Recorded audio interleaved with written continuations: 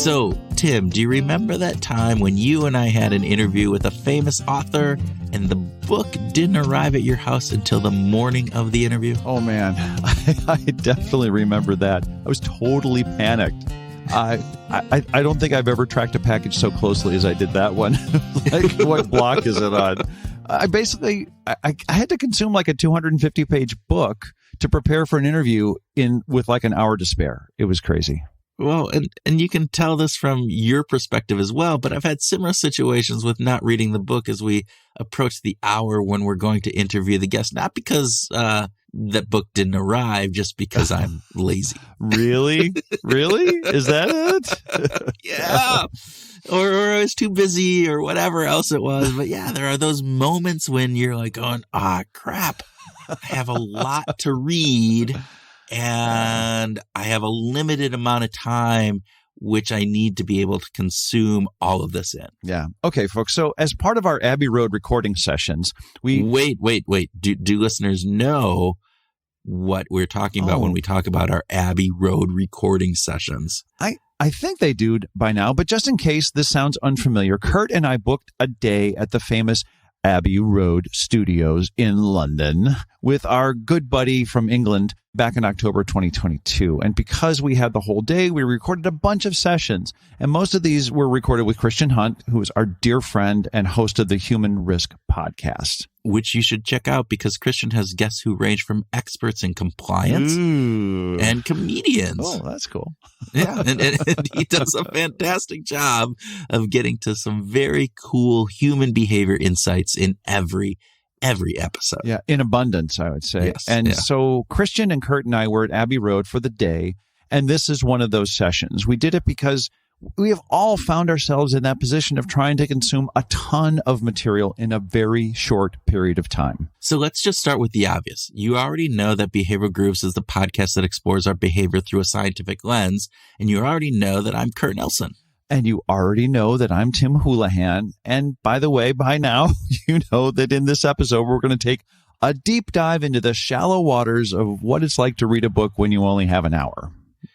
Or two, yeah. Or two. So we're going to take a peek behind the curtain a bit and show you how we make the sausage, as they say. Nicely mixed metaphors there, Kurt. Okay, so more specifically, we're going to look at how we make the sausage when we don't have all the ingredients ready to go. Oh, okay, yeah. That's probably more like it. So we hope you never find yourself in a situation where you have to absorb a book in an hour or two. You know, that you like set aside the time up front and you actually have the willpower to do that as opposed to watching that other episode of, Downton Abbey or whatever it is. But if you find yourself in this situation, here's some tips from Christian and Tim and me on how to do it. And on top of some great tips, I think you're going to like hearing the banter with our fellow podcaster, Christian Hunt. So with that, we invite you to sit back with a very fat pour of a very thin, absorbing a book on the fly topic. And you enjoy our Abbey Road grooving session with Christian Hunt.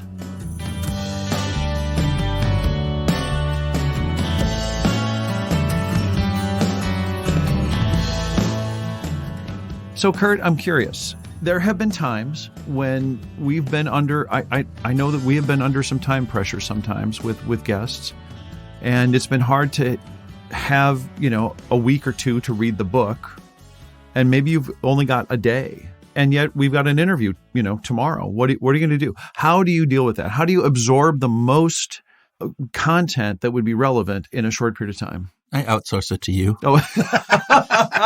Jim, you read the book. Great. All right. Thank you. What are the cliff notes? What do I need to know? No. You're joking aside, there is, I think, some things that people can do, at least things that Tips, I do. Techniques. Yeah. And you've taught me many of these, right? Seriously? Yes. How do you start to read a book? Where do you start? Index. Yeah. You start in the index. You start in that bibliography. The bibliography, at where the different pieces are. And so not that I do that on every book, but I know if it's a big psychology kind of tome, I do that because it kind of gives me a lay of the land. Here are the big things that they're at least referencing in here. And so I Right. can kind of wrap my head around that. Then I look at the the Table of table of contents. contents. Thank Yeah. you. And kind of see how things are structured in there. And then if I really have a short period of time and I can't just sit down, because the way I would love to read it is to start reading and to be there and taking notes in the margins if it's a paper book. If it's not, if it's electronic, making sure I highlight different sections and write notes as if I can in Readwise, which is the tool that I use to collect my kind of collection of those types of things. But then, and just kind of have that time to absorb it and then read, a chapter or two at a time and then just stop. Because you got to let it. That would be your ideal way. That would be my ideal. Yeah.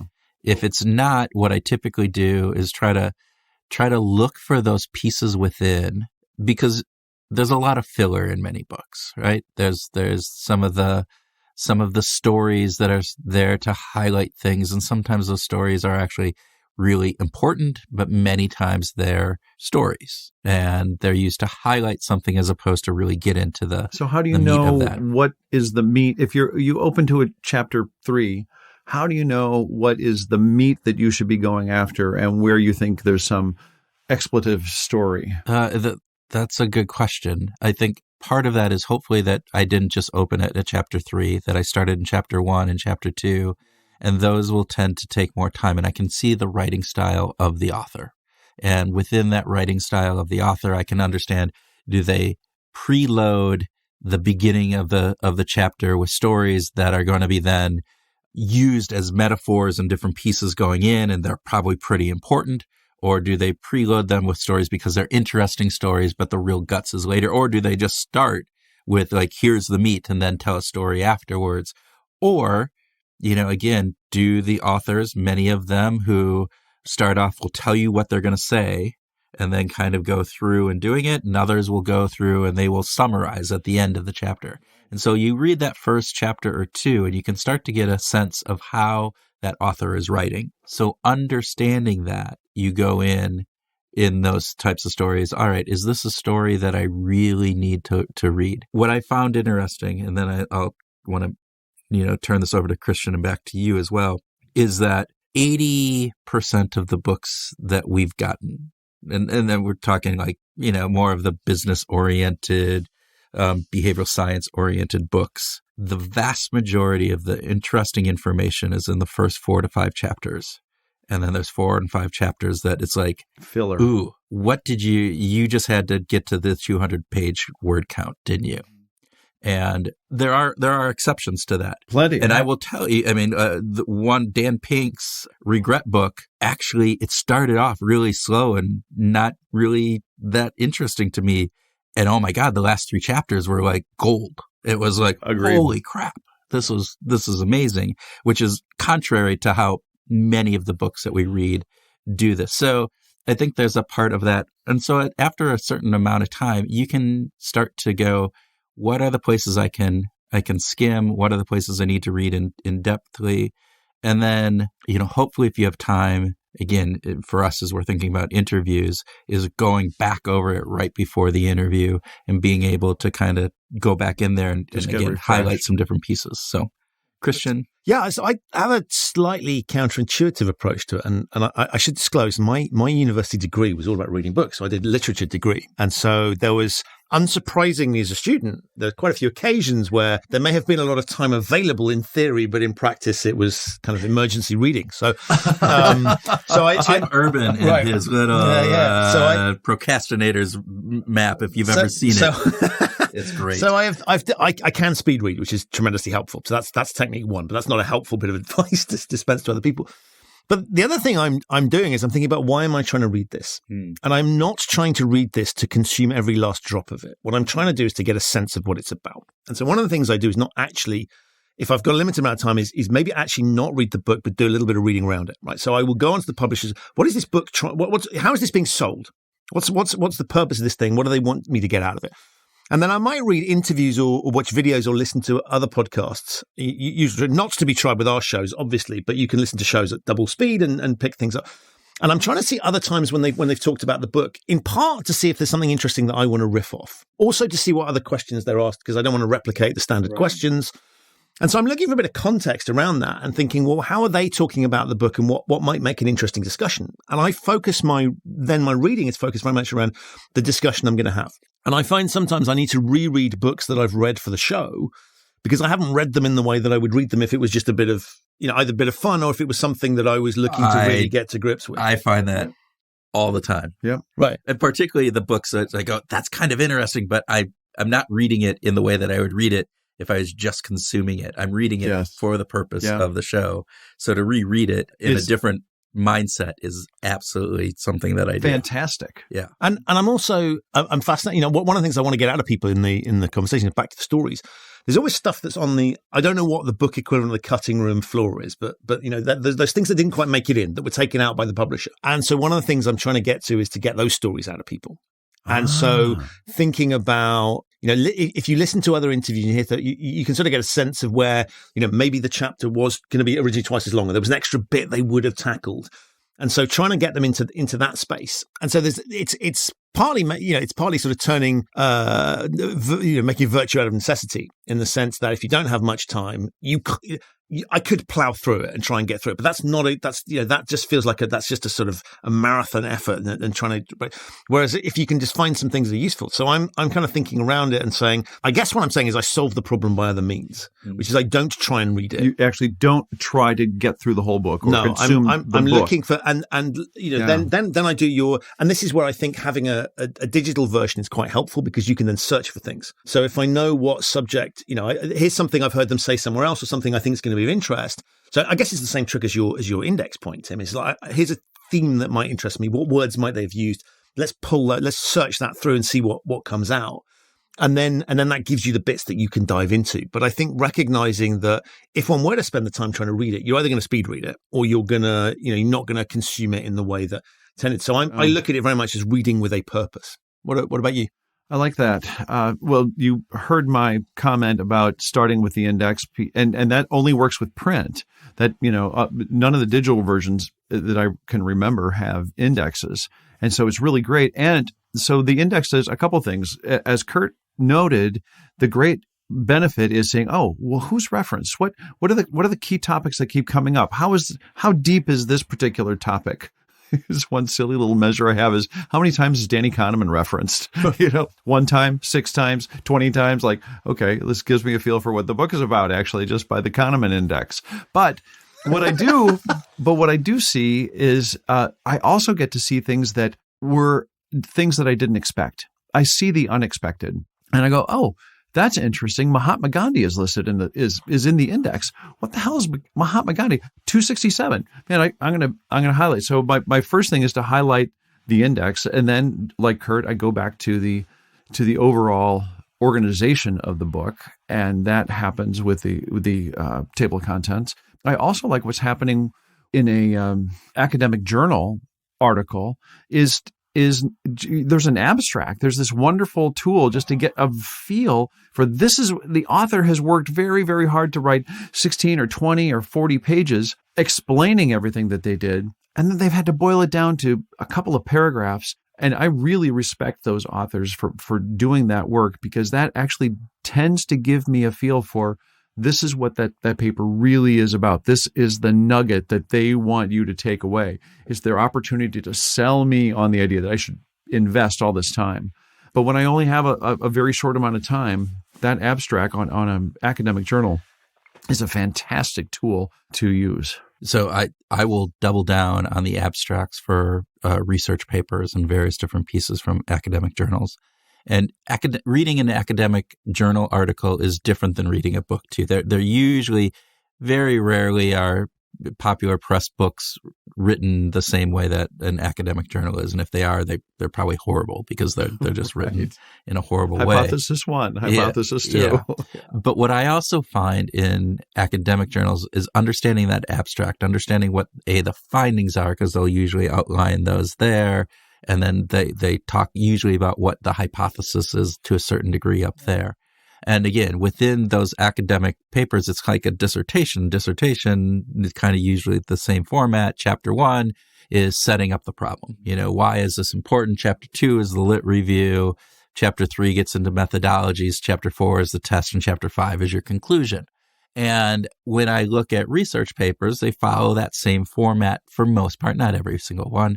And I'm always interested in why the problem is set up, right? Yes. And why did they see this as the issue? Why are you here, right? What is this? And Chapter 2, that lit review part of it, and they don't fall into Chapter 1, 2, 3 in the research articles, but that literature review is also really interesting because it sets this, like, what's the historical context for this? What is the pieces that are leading up into this? And what did this author think was relevant? Yeah. Right? From the history. Because if we have this pantheon of literature available, what did they curate to put together something that informed them? Really interesting, because if you look at it with just reading it, that's great. But if you look at it with a critical eye, you go, oh, why didn't they include, these types of things? Oh, this is going in this way. Oh, they didn't include this. Well, that's interesting. Wow, they spent a lot of time focused on this one area. Yeah. Wow. Then you get into the hypothesis and the research methodologies, and I tend to scan over those, and I tend to scan over actually the results, particularly once it starts getting into mathematical things, unless I feel I will always check to see how big the study is. I will check to see, what are the p-values? What are some of the different factors that are in there? And who are the audience members? Was it students? Was it 60 college students? Yeah. And I'll take a deeper look if I feel that there's anything else there, but that's not my forte. It's not where my strength lies. And so I will often just all right, if it's been a prestigious journal, I'm hoping that the kind of peer review process has weeded out anything that would be horrendously horrible about this. But I do appreciate those people that when they do give constructive criticism of those types of papers, when they get into that, oh, you used this methodology on looking at this and it was a binomial distribution as opposed to a normal distribution, and that doesn't really work. And you go, oh, I didn't think about that because my brain doesn't work that way. But I will then get into the conclusion, and where I spend most of my time is front and back in research papers. Yeah. So it's fascinating because part of me just thinks, we're not academics and we're not scrutinizing things through an academic lens. What we're trying to do is to promote ideas. And so I wouldn't go as far as saying, look, I'll have anyone on the show with any nonsense they've come up with. But sometimes it's actually just not necessarily the findings of the research, but it's even just the thinking that's gone into it, the thinking behind the hypothesis. Somebody's invested some time to think about this dynamic. And therefore, my takeaway often from these things isn't necessarily that, the findings are really interesting. It's the whole idea. So what is it they've explored? How have they thought about exploring it? And so in many respects, I can find, particularly when I think about the audience, is what we're trying to do is bridge a gap, I think, between the academic papers that the average person isn't desperately interested in reading, because if they were, they'd be reading them. They'd be reading them, right? Yeah, exactly. And trying to how do we translate that into something that speaks human? I would disagree. I think that many people are actually interested in reading them, but they're written in such a way that nobody wants to read them. Right? So they're interested in what they're saying. They're not interested in reading because it's academic speak. It's a lot of math. It's a lot of hypothesis one. It's going back in that lit review and looking at, Johnson and Smith in 1973 found this and this, but that contradicted by, Howard and Jones on 1979. And, you just you get lost in academic papers relatively easy. They are not a book that you can just read, sit down and read. You have to focus, you have to study, you have to be really intentional about it.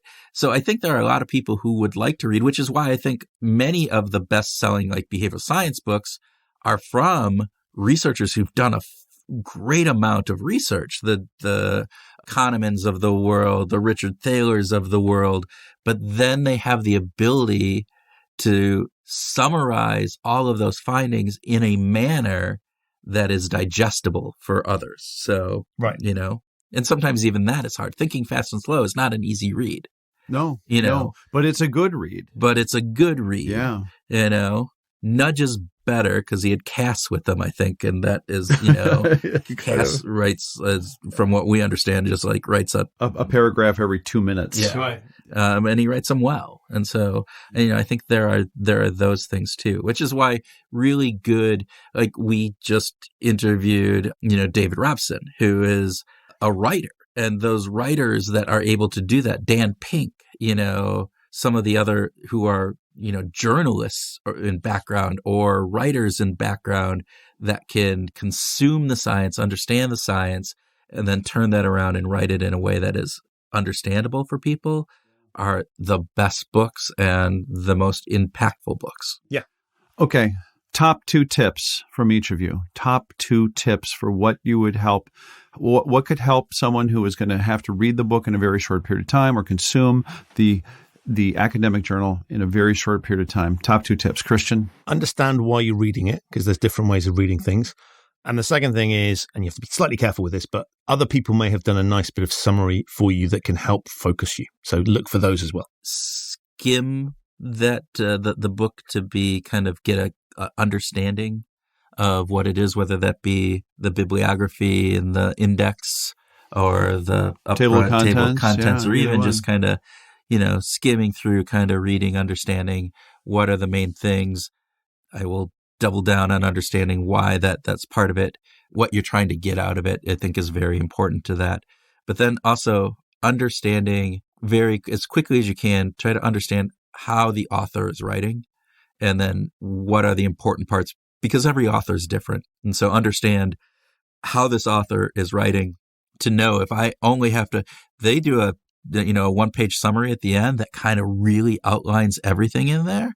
If I only have a little bit of time, that's fantastic. And then within that part, I can go back and maybe read a little bit more about that one piece that's really important to me, but understand the author and their writing. And if you can't do any of those things, just let your partner do all the reading, and then you just tag along. And, oh yeah, what he said, I'll double down on that. I would say that when you're going through, if you're going to use read the index first or read the table of contents first, let your curiosity be your guide. So look for not only the themes that are common or sort of bundled up, but also go, oh my gosh, I didn't realize that Julio Iglesias was important to this writer, because there's 3 references to Julio. And so, what's that about?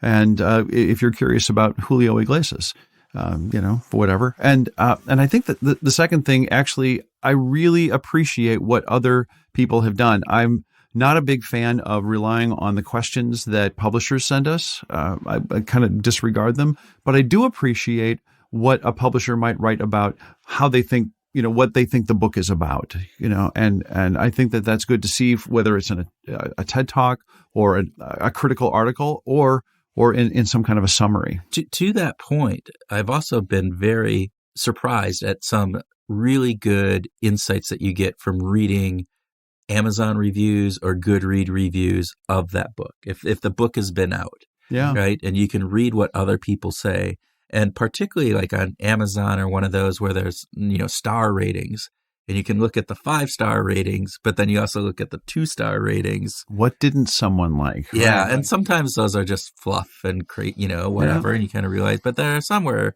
you go, oh, that's an interesting perspective. And again, I like doing that sometimes after I've read the book too, to see what I've missed, as opposed to kind of reading it before. That would then, maybe prime me to look for certain things or, bias me in any way. But we get by. That's the thing, is that we take these short periods of time, we package them up, we use these tools to make the most out of both our experience with the book and to take the most out of it at the same time. Yes.